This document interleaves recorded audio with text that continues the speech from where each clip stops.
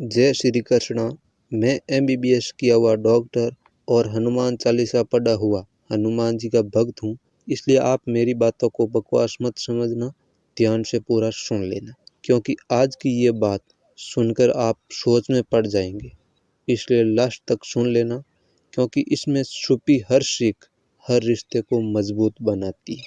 क्योंकि कहा जाता है, लंका का राजा रावण बहुत बड़ा ज्ञानी था, उसे वेदों और राजनीति का बहुत गहरा ज्ञान था। उसकी कई बातें आज भी लोगों को सोचने पर मजबूर कर देती है।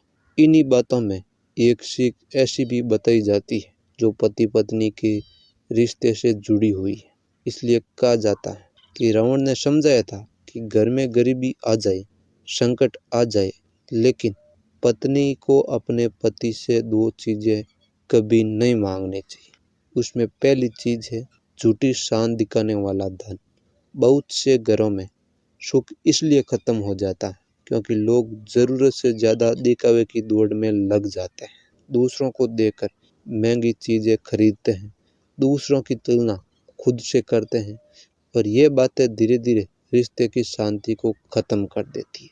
और एक समझदार परिवार वही होता है जहाँ प्यार, सम्मान और संतोष यही सबसे बड़ी दौलत मानी जाती है। और सबसे दूसरी बात, ध्यान से सुनिए, दूसरों की खुशी देखकर अपने घर में कलेश करना।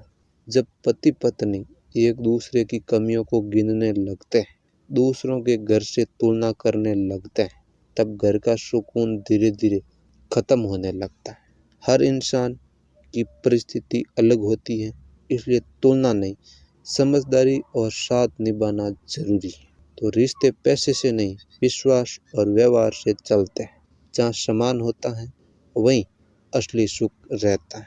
इसलिए याद रखें, मुश्किल समय में जो पति पत्नी एक दूसरे का हाथ नहीं छोड़ते हैं, वही जीवन में सबसे मजबूत रिश्ता बनाते हैं। तो अगर मेरी बातें आपको अच्छी लगी हो तो इस वीडियो को लाइक करके चैनल को सब्सक्राइब कर देना।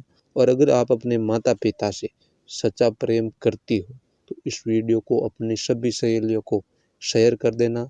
और आपके मन में कोई सवाल हो तो वो कमेंट में ज़रूर पूछ लेना। धन्यवाद।